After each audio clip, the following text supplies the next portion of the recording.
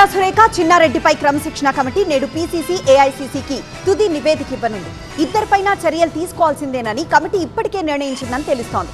Party క్రమశిక్షణ కంటే వ్యక్తుల స్థాయి ముఖ్యం కాదని, వ్యాఖ్యలను ఉపేక్షిస్తే పార్టీకి నష్టమని కమిటీ అభిప్రాయపడింది. సీఎం రేవంత్ రెడ్డిని కలిసిన మల్లు రవి తాజా పరిణామాలపై చర్చించారు. వివాదం తర్వాత తొలిసారి మంత్రి కొండా సురేఖ ఇవాళ వరంగల్లో పర్యటించనున్నారు. రంగసాయిపేట ప్రభుత్వ జూనియర్ కాలేజ్, డిగ్రీ కాలేజీలో జరిగే వన మహోత్సవంలో మంత్రి పాల్గొంటారు. సొంత జిల్లాలో కాంగ్రెస్ నేతల తిరుగుబాటు నేపథ్యంలో సురేఖ పర్యటనకు ప్రాధాన్యత ఏర్పడింది.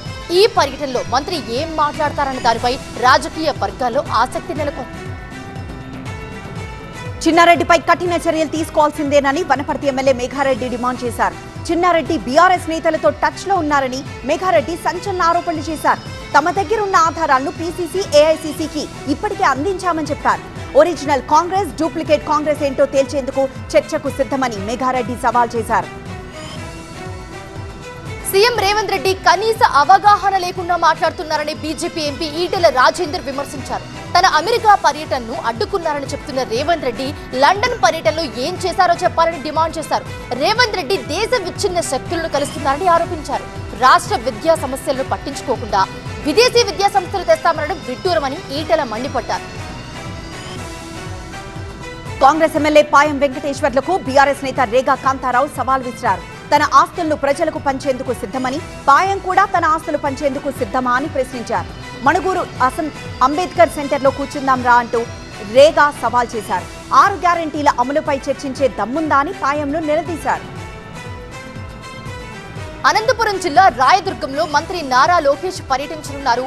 కనికల్లు క్రాస్ దగ్గర Suzlon wind turbine manufacturing unit భూమి పూజలో పాల్గొంటారు. ఆయన మధ్యాహ్నం రాయదుర్గం టీడీపీ కార్యకర్తలతో విస్తృత సమావేశం నిర్వహించనున్నారు. లోకేష్ పర్యటనలో జిల్లా మంత్రి పయ్యోల కేశవ్ సహా పలువురు నేతలు పాల్గొననున్నారు.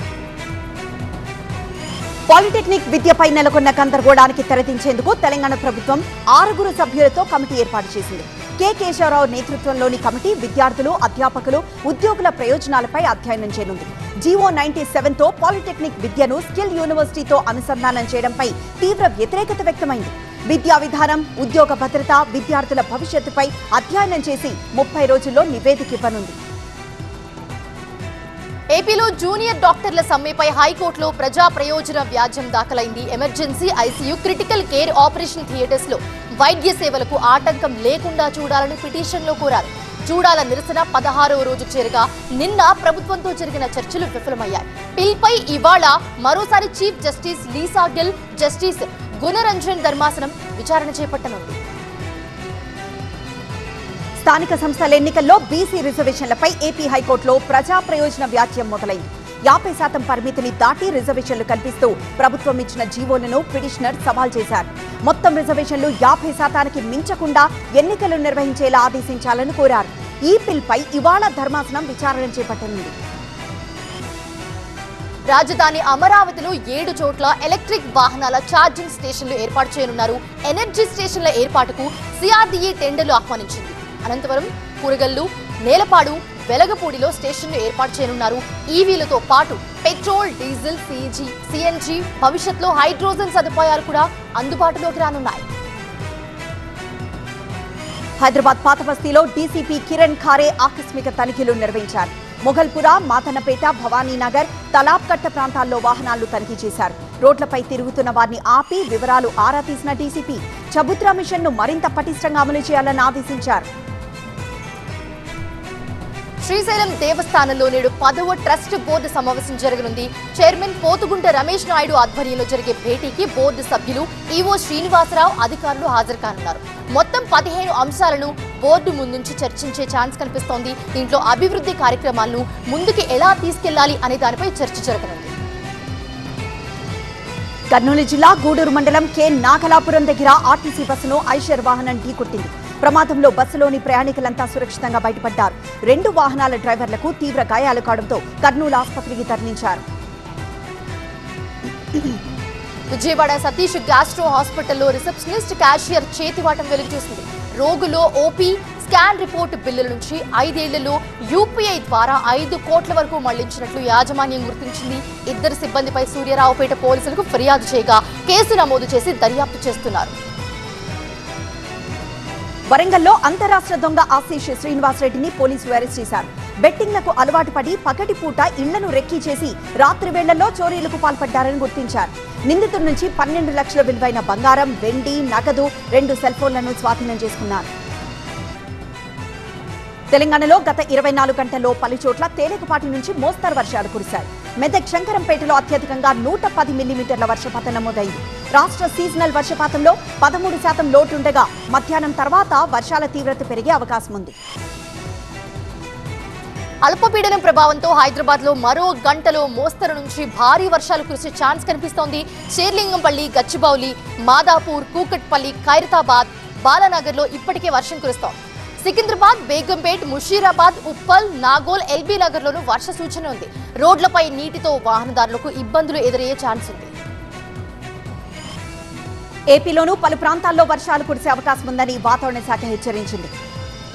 ఉత్తరాంధ్ర, రాయలసీమలో ఉరుములు, మెరుపులతో కూడిన వర్షాలతో పాటు ఈదురుగాలులు వీచే అవకాశం ఉంది. ఈ నెల 28 వరకు వర్షాలు, బలమైన గాలుల ప్రభావం కొనసాగనుండటంతో ప్రజలు అప్రమత్తంగా ఉండాలని అధికారులు సూచించారు. మహబూబ్ నగర్ జిల్లాలోని జూరాల ప్రాజెక్టుకు స్వల్పంగా వరద కొనసాగుతుంది. ప్రాజెక్టులోకి 18,000 క్యూసెక్కుల ఇన్ఫ్లో వస్తుండగా 20,000 క్యూసెక్కుల అవుట్ఫ్లో కొనసాగుతుంది. ప్రస్తుతం నీటి మట్టం 318 మీటర్లు, నీటి నిల్వ 9.2 టీఎంసీలుగా ఉండగా 2 యూనిట్లలో 78 మెగావాట్ల విద్యుత్ ఉత్పత్తి చేస్తున్నారు. శ్రీశైలం జలాశయానికి స్వల్పంగా వరద కొనసాగుతోంది. 15,363 క్యూసెక్కుల ఇన్ఫ్లో వస్తుండగా 45,000 క్యూసెక్కుల నీటిని దిగువకు విడుదల చేస్తున్నారు. ప్రస్తుత నీటి మట్టం 875 అడుగులుగా ఉంది. నీటి నిల్వ 165 టీఎంసీలుగా ఉండగా కుడి జల విద్యుత్ కేంద్రంలో ఉత్పత్తి నిలిచిపోయి ఎడమ కేంద్రంలో కొనసాగుతోంది. దేశ రాజధాని ఢిల్లీలో ఉరుములు, మెరుపులు, ఈదురు గాలులతో భారీ వర్షం కురిసింది. భారీ వర్షాలతో పలు ప్రాంతాలు జలమయం కాగా 15 విమానాలను దారి మళ్లించారు.